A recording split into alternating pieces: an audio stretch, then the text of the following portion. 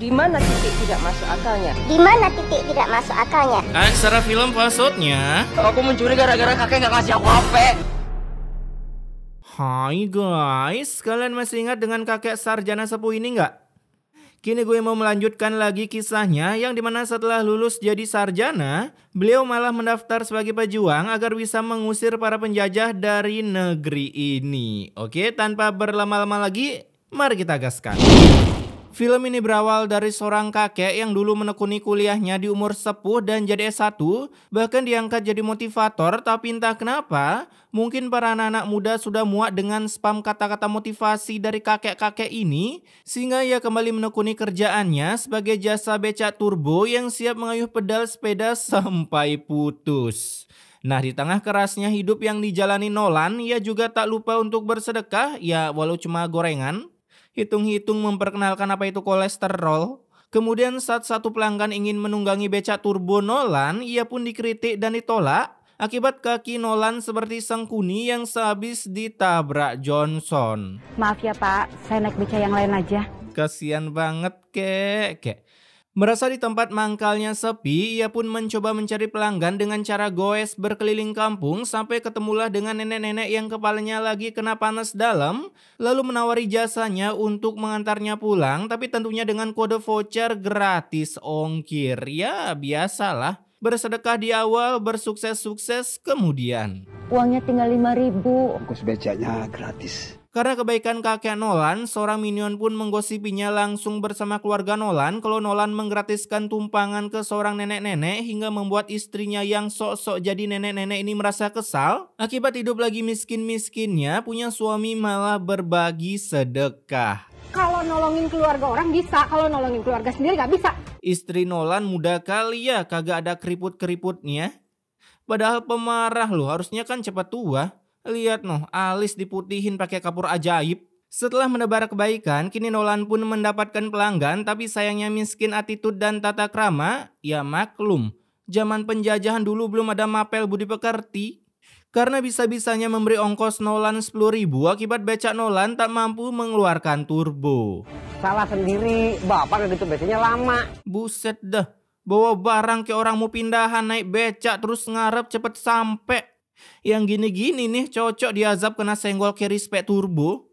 Selesai bekerja dan beroja sampai di rumah, ini kakek langsung dipala oleh istrinya untuk memenuhi kebutuhan gizi cucu-cucunya yang tiap hari hanya bisa makan kerupuk dan kecap Malika kedelai hitam pilihan. Cuma 20.000. Di film sebelumnya anaknya jadi begundal, pas anaknya udah tobat, sekarang istrinya kena virus begundal. Mendengar spam bacot dari istrinya membuat Nolan mengeluarkan keluh kesahnya yang memiliki kaki pincang akibat dulu pernah dipakai untuk lari dari kejaran Belanda.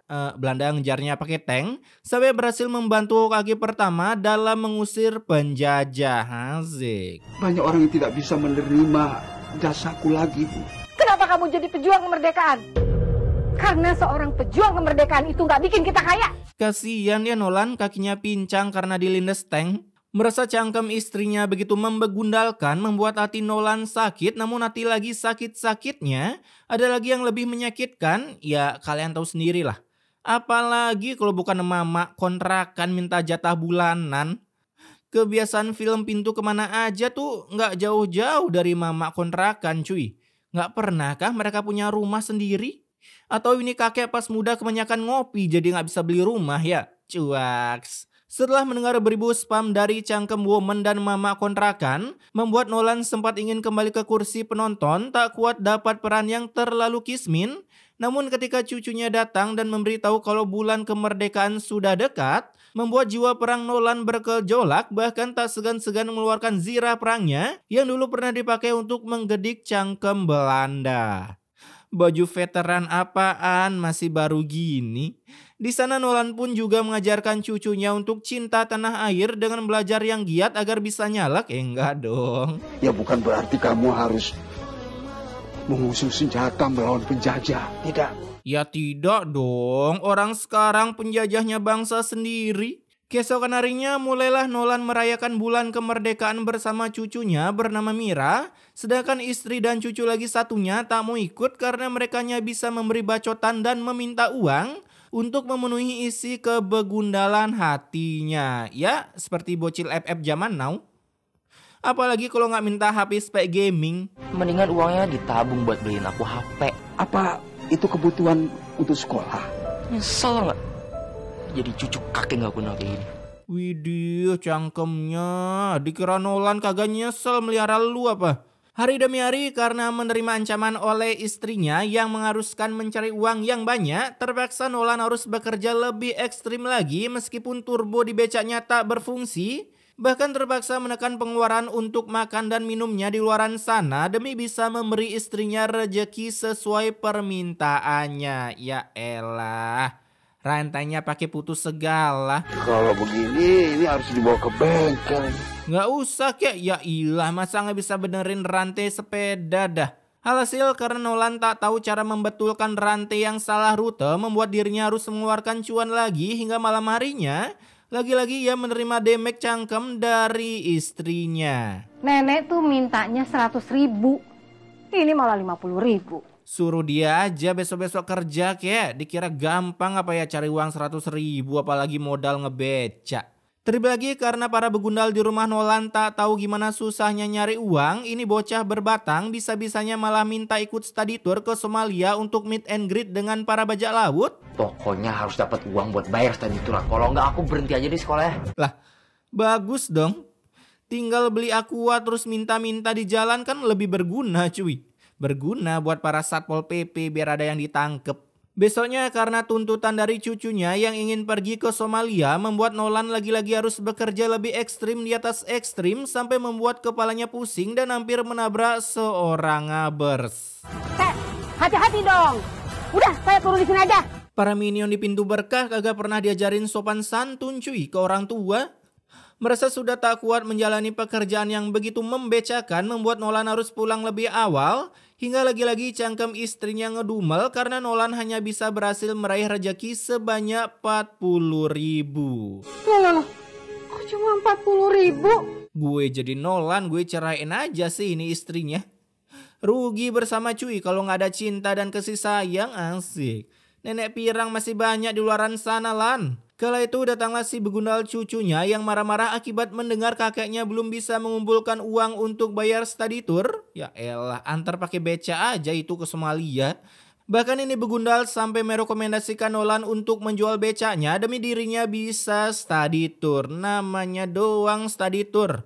Isinya mah full pacaran, cuaks. Lagian ya, bukannya veteran dapat dana pensiunan ya? Apa jangan-jangan ditilep juga ya? Pagi harinya saat cucu begundalnya ini nongki dengan para beban keluarga, widih, nongki di pos kambling pun harus pakai sepatu Air Jordan. Dimana ini begundal karena tak punya HP seperti teman-temannya membuat dirinya langsung pulang untuk memberi kata-kata surprise ke kakeknya. Aku mau kakek beliin aku HP. Sampai si Nolan harus bekerja tiada henti meski udah malam hari yang ujung-ujungnya mencurahkan isi hatinya ke kameramen. Sebenarnya ini sudah waktunya aku harus istirahat. Kepala sering pusing dan kakiku pegel. Ya elah, bantulah bang, masa cuma direkam doang. Namun tetap saja meski si Nolan bekerja hingga mall matahari berubah menjadi mata bulan, ini istri begundalnya tetap saja memberi bacotan karena uang yang dihasilkan hanya puluhan ribu padahal yang diharapkan sehari 1 juta. Buset dah, dikira main sup apa ya?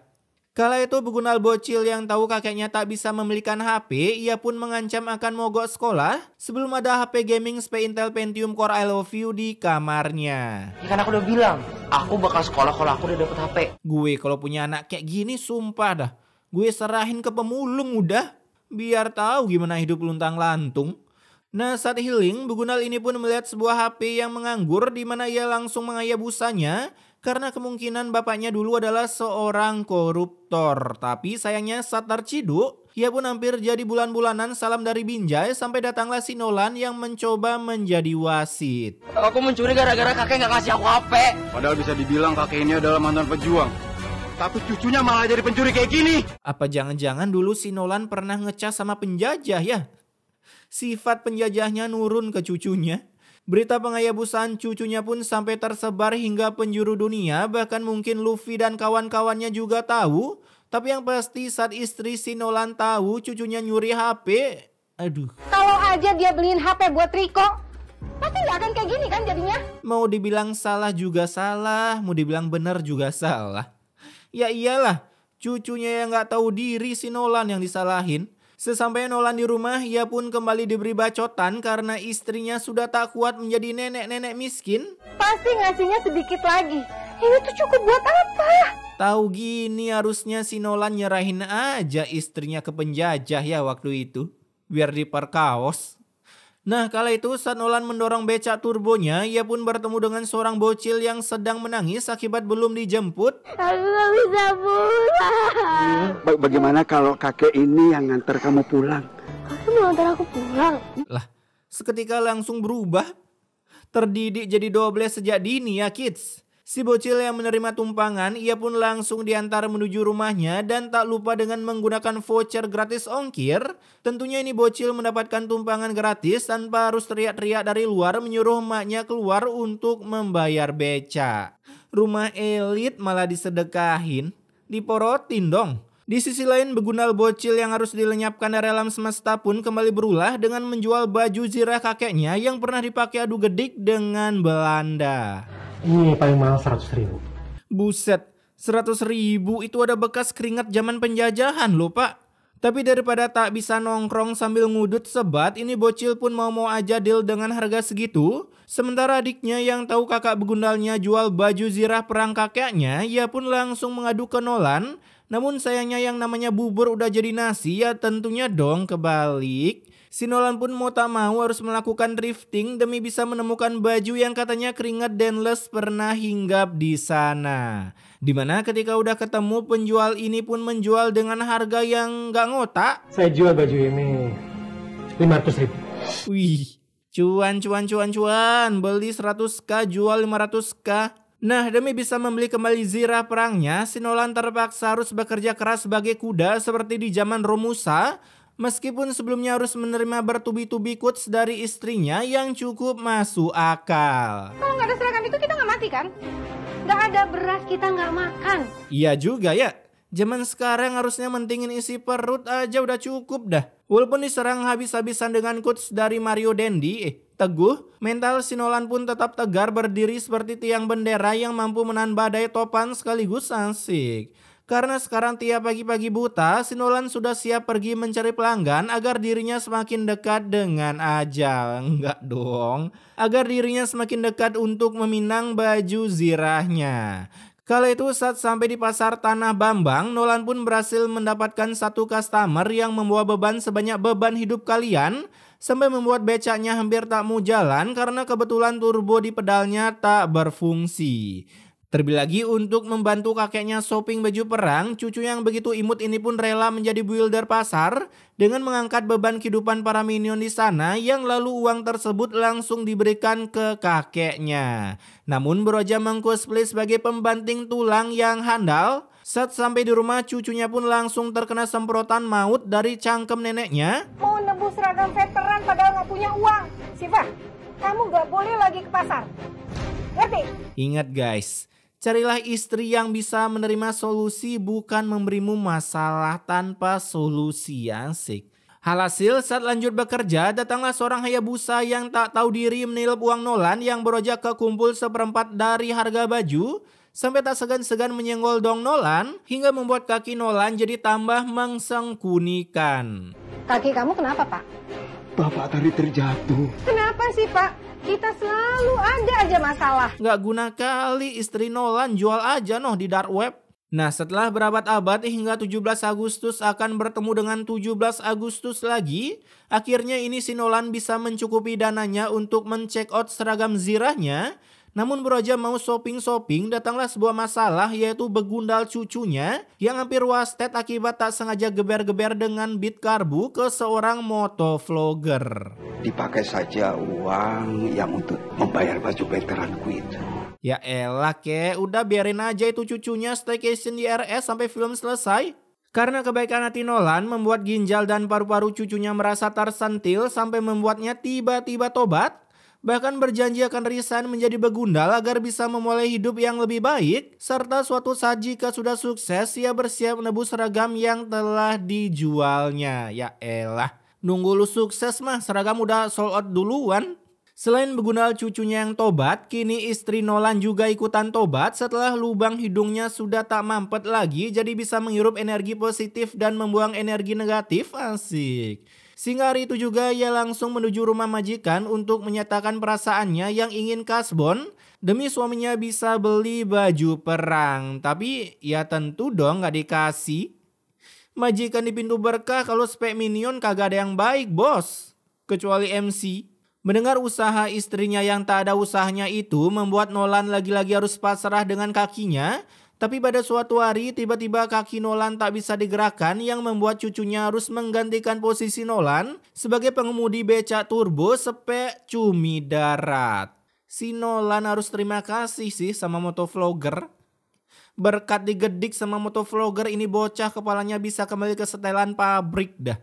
Sehari hidup tanpa begundal, para keluarga Nolan pun sangat giat bekerja demi bisa membeli baju zirah kakeknya. Sampai-sampai baru aja sehari bekerja mereka bisa meraup keuntungan 500.000 jadi bisa segera mengcheck out baju zirah kakeknya. Ya itu pun kalau masih ada. 200, 300. Weh, ini apa?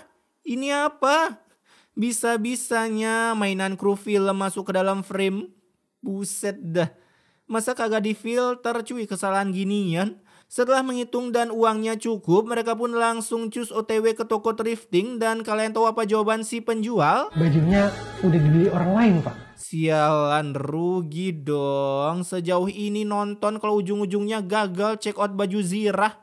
Malam itu juga mereka berdoa agar baju zirah kakeknya bisa segera kembali ke pemiliknya. Hasil dengan doa-doa yang dilancarkan barengan membuat doa itu langsung tembus menuju 7 alam kehidupan sampai melewati rumah Asgard, asli Garut. Karena tak berselang lama datanglah bocil yang dulu diantar oleh Nolan bersama kakeknya sambil membawa hadiah berupa baju zirah perang yang bau keringat-keringat perjuangan 1945-nya masih tercium. Kok baju ini ada pada Pak Sarot? Dimana ternyata ceritanya karena ini kakek seorang pengoleksi barang-barang purba, ia pun membeli baju dan tak sengaja dilihat oleh cucunya nama bajunya tertulis Iman yang kebetulan ia ingat kalau Iman adalah kakek-kakek yang pernah mengantarnya pulang. Alhasil mendengar pernyataan cucunya membuat ini kakek datang ke rumah Iman untuk mengembalikannya daripada aura-aura perang di baju itu menghantui dirinya. Ditambah sebagai bentuk terima kasih sudah memberikan voucher gratis ongkir ke cucunya. Ini bocil 2040 udah pasti main sinetron sih. Jadi MC anti begundal.